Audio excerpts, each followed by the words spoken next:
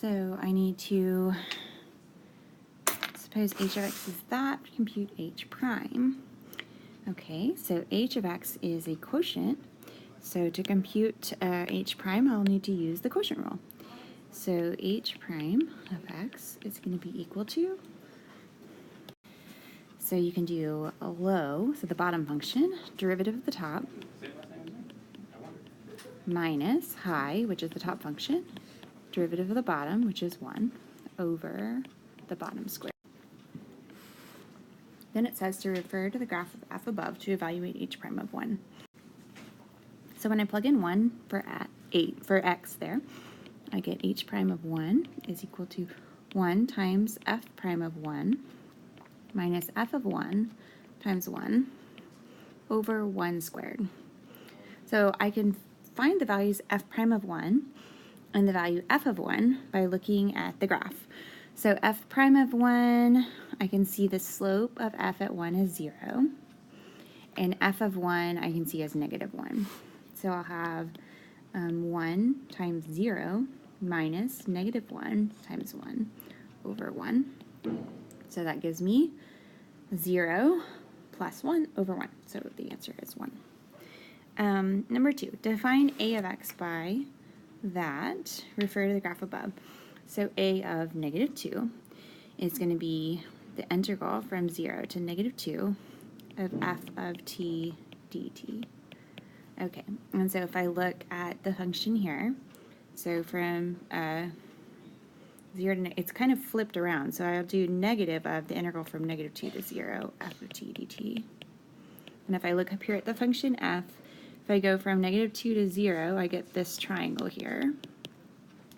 And the area of that triangle is 1/2 the base, which is 2, times the height, which is 1.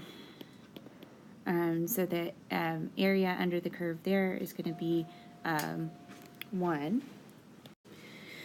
And so, but then I have to do the negative since I had to switch the bounds there. So the answer there is 1.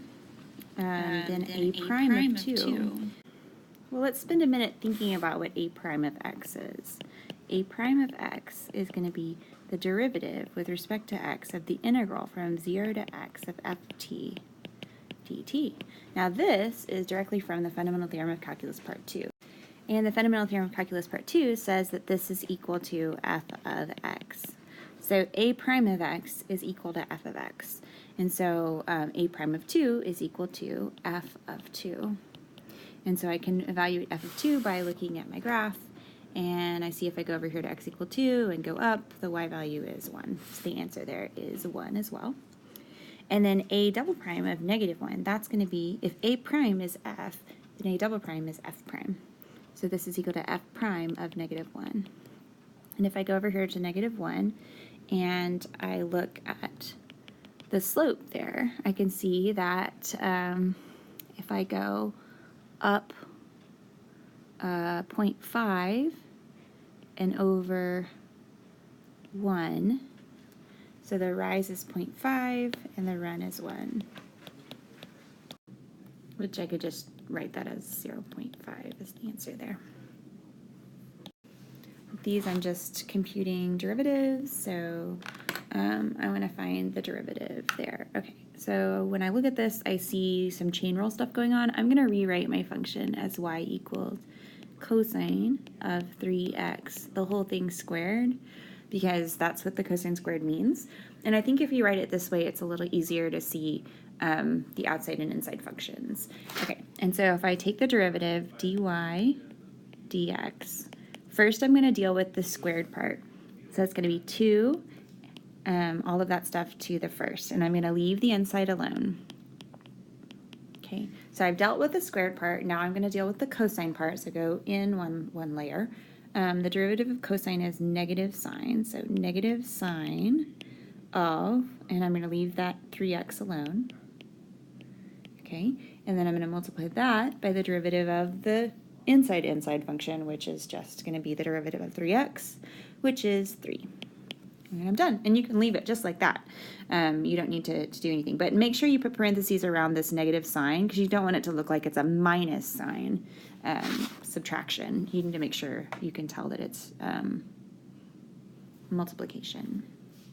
Okay, so, on this one, I want to find the fourth derivative. Okay, so let's keep going here. F prime of t is going to be 4e to the, okay, so the negative is going to come down. So I'll have negative 4e to the t plus, and then 5, and then derivative of e to the t is e to the t. F double prime of t, again, another negative is going to come down from that. So I'll have positive 4e to the negative t plus 5e to the t. And then the third derivative, another negative is coming down. So I'll have 4e to the negative t plus 5e to the t. And then if I take the fourth derivative, another negative is going to come down, so that'll make it a positive 4e to the negative t plus 5e to the t. And so what I'm seeing there is that negative, I have a negative for each of the odd derivatives and a positive for the even derivatives.